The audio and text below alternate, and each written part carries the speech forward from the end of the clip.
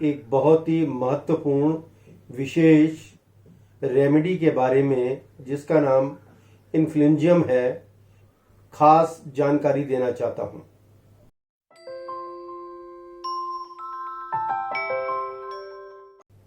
जो बीमारियां एक व्यक्ति से दूसरे व्यक्ति में उड़कर आती हैं, जिसको हम मेडिकल टर्म में ड्रॉपलेट इन्फेक्शन कहते हैं, उसके लिए इस मेडिसिन को दिया जाता है। जैसे आपको दोस्तों ये विदित ही है कि कोई भी बीमारी जब आती है उसके आने से पहले एक अशांत क्षेत्र, डिस्कम्फर्ट जोन जो है वो उत्पन्न होता है।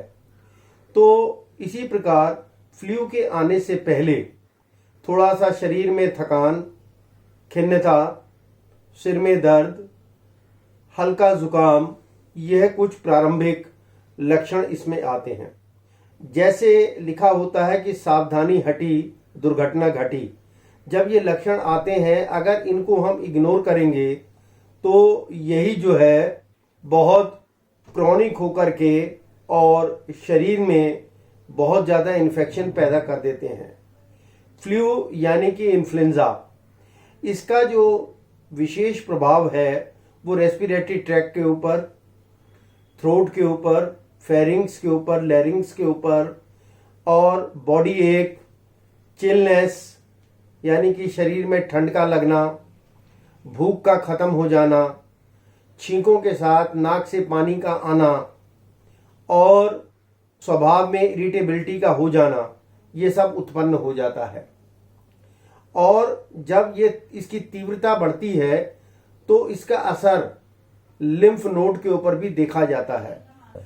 लिम्फ नोड एक तरीके से जो ग्रंथियां होती हैं, जैसे एक्जिला की ग्रंथि है, नेक के ऊपर जो ग्लैंड्स होती हैं, ग्लैंड्स के ऊपर सूजन का आ जाना, ये लिम्फ नोड पे जो सूजन होती है, जैसे टॉन्सिल्स हैं, अगर टॉन्सिल सूज जाते हैं, इन्फ्लामेशन हो जाता है, मम्स जो होते हैं वहां सूजन, तो ये जितने भी लिम्फ नोड जो है उसके ऊपर, उसको लिम्फ नोड कहा जाता है, लिम्फ नोड पर सूजन हो जाती है।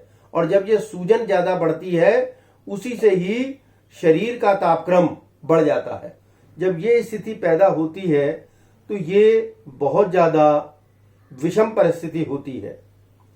जैसे ही प्रारंभिक लक्षण शुरू होते हैं, जैसे कि कहा गया है prevention is better than cure, हमें जब ये लक्षण गले में दर्द होना, खराश होना, बदन में दर्द होना, छाती के ऊपर बोझ सा महसूस होना यानी कि कंजेशन, सिर में दर्द हल्का हल्का जब ये हो तो हमें गार्गल्स वगैरह करके इन सिम्टम्स को रोकने का प्रयास करना चाहिए।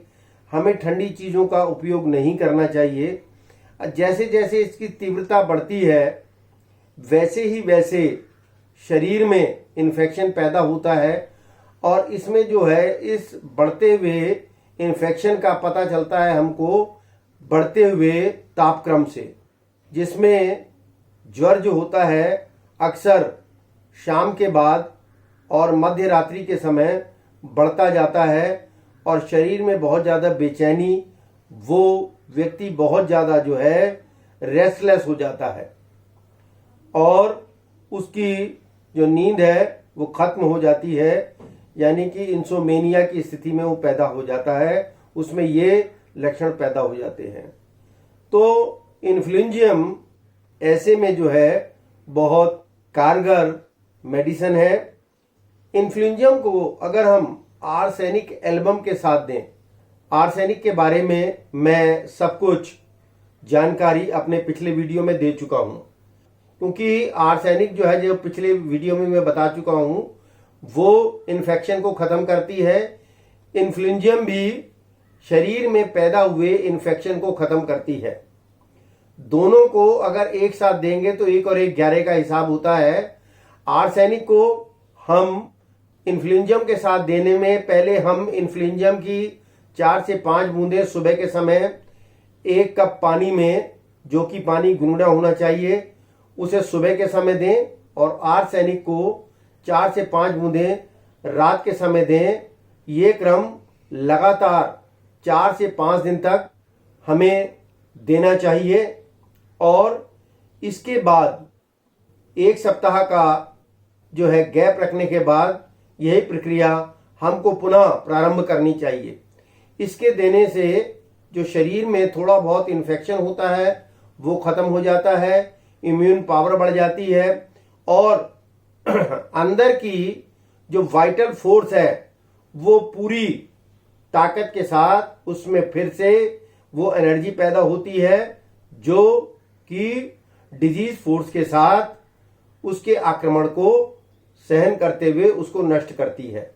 आर्सेनिक और जो इन्फ्लुएंजियम है, एक तरीके से ये मान के चलें कि अगर आर्सेनिक का कुछ काम रह जाता है तो उसको इन्फ्लुएंजियम पूरा करती है और इन्फ्लुएंजियम का अगर कोई कार्य रुक जाता है उसे आर्सेनिक, एक दूसरे की पूरक हैं, पूरा करती हैं, जिसे हम होम्योपैथी के अंदर कहते हैं कंप्लीमेंट्री।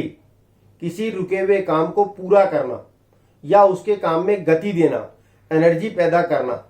तो ये एक समझ लीजिए जो फ्लू होता है, जो इन्फेक्शन होता है, ये दोनों मिलकर के तेज गति के साथ शरीर से जहर को बाहर निकालने का काम करती हैं। अगर आपको किसी भी प्रकार का कोई सवाल अगर आपको कुछ पूछना है तो मैं उन सवालों का जवाब अपने आने वाले वीडियो में आपको दे सकता हूं। दोस्तों, मैं कोरोना के बारे में कि कोरोना वायरस क्या कह रहा है, मैं गीत की चंद लाइनों के द्वारा आपको समझाना चाहता हूं, बताना चाहता हूं। करोना करोना तुम करोना, नेचर से छेड़छाड़ तुम करोना, नहीं तो पड़ेगा तुमको रोना, जीवन से हाथ पड़ेगा धोना, बासी खाने को तुम लोना, हाथों को अच्छी तरह धोना, करोना करोना तुम करोना, प्रकृति से छेड़छाड़ तुम करोना। तो दोस्तों, कोरोना यही कह रहा है, तो हम इन चीजों को जब फॉलो करेंगे तो हम अपनी इम्यून पावर को बढ़ाते हुए और लंबी अपनी आयु को हम बढ़ाएंगे, दीर्घायु होंगे। धन्यवाद।